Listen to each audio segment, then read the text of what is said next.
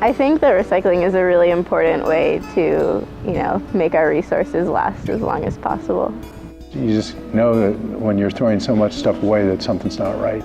So people start to do something about it. I recycle because I think it's really important to minimize things that we throw out and that end up in landfills because, when we throw things out, they're not disappearing. Almost nobody would say that recycling isn't good when you compare it to throwing it away.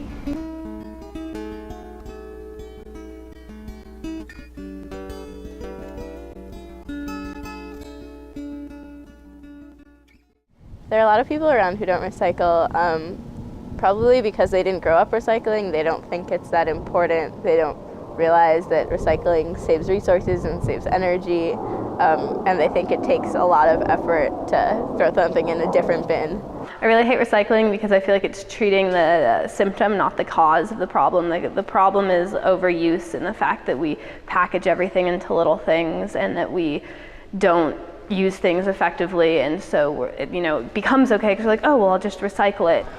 I think my main problem with recycling is that it's too much work, but I think my second issue with it is that I don't know if it's actually being recycled.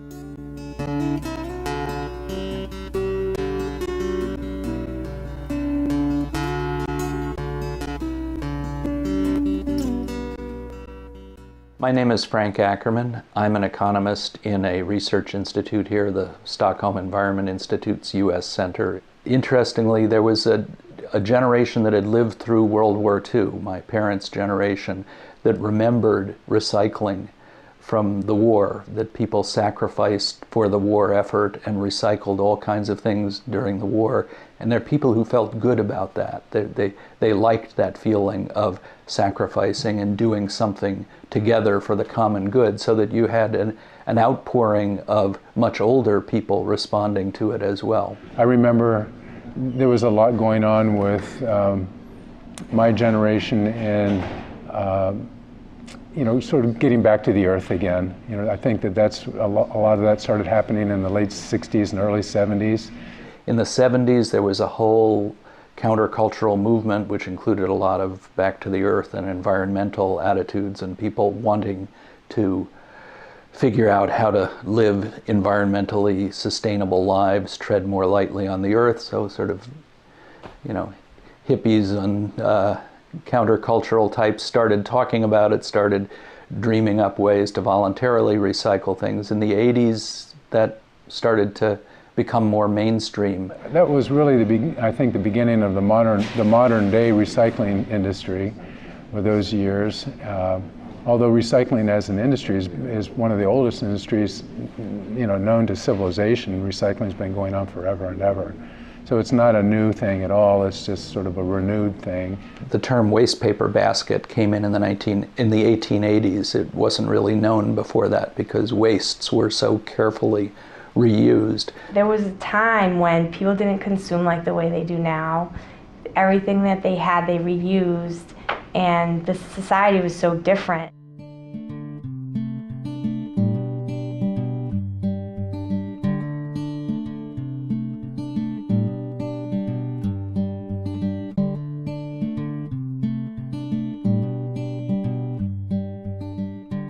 Our waste, our entire volume of things that we throw away, whether we throw it in a trash can or recycle it, hasn't gone down at all. So Tufts as a university isn't decreasing its use of paper, for example. Office paper is only recycled at a rate of 66%.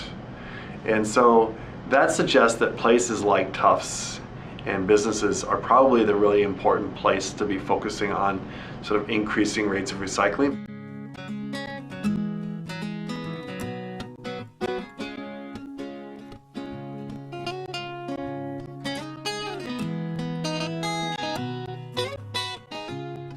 Every time you print out 50 pages to read of a PDF for a class in Tisch, you're like, well, it's fine, it's on recycled paper. Every time you recycle, you cut those fibers and it gets smaller and smaller. And so you can only recycle 5 to 7 times.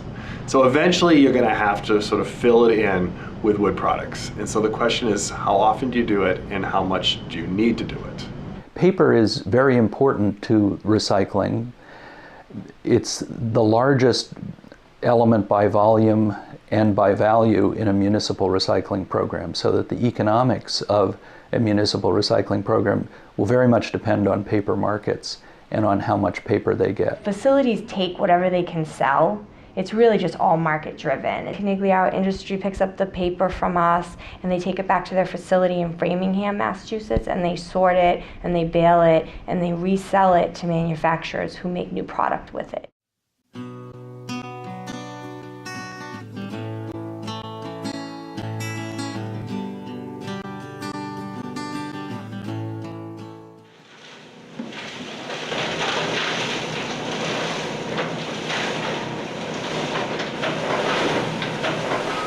The baler is a centerpiece of almost all recycling operations.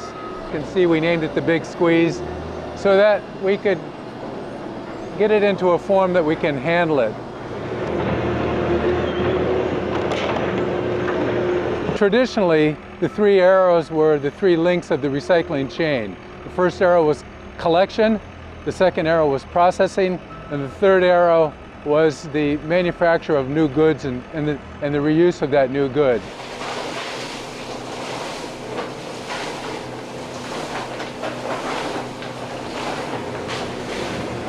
As we receive materials in, we'll have to sort out contaminants, and those things that can't be recycled will then end up in the trash piles. Those then we load out, they go to either a waste energy plant or to a landfill.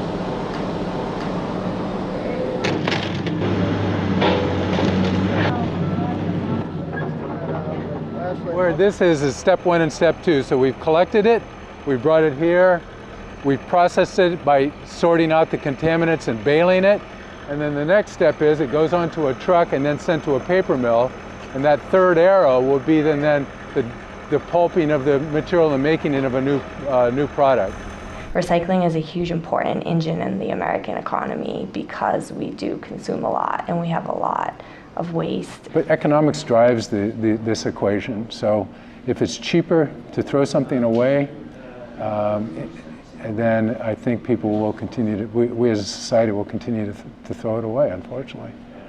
When you recycle paper, you actually create jobs. 5 times more jobs are created through the whole recycling industry of paper as opposed to the number of jobs that are created by taking the wood and making paper. So there's an economic incentive to actually recycling as well.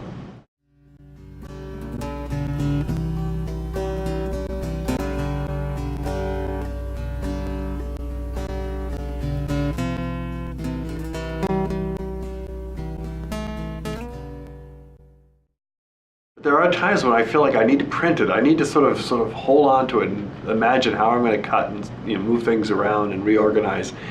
And so I tend to print things because having something physically is often much easier. I prefer to read a book than a Kindle. All the students probably use a lot less paper than people of my generation or above. I cannot imagine being a paperless society. I mean, we use paper for everything. I mean, people like paper now, but I don't know whether the younger generation cares as much about, holding a book or holding a magazine or a newspaper.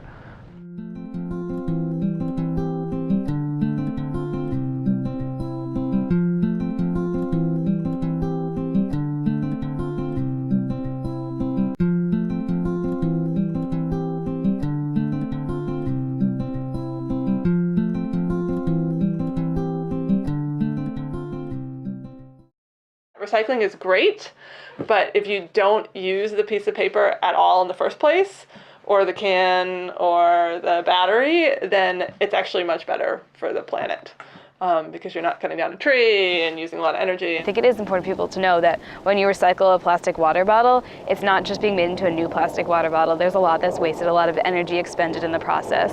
It's not just a pure thing. We have this convenience mindset in our society, and it's hard to change those mindsets. It's really hard to sort of change the culture of, having your paper towels not look pristine white. I know it's a stereotype that Americans, we all just buy everything in bulk and do everything the biggest, greatest way possible, but it is true, and I think there are easy ways that you can cut down on what you're using. Recycling is a small part of what needs to be done for the environment. if anybody ever thought it was the answer, they were mistaken. I think you could see recycling as the gateway drug to environmental activism, that people get started on it and pretty soon they're on to harder stuff.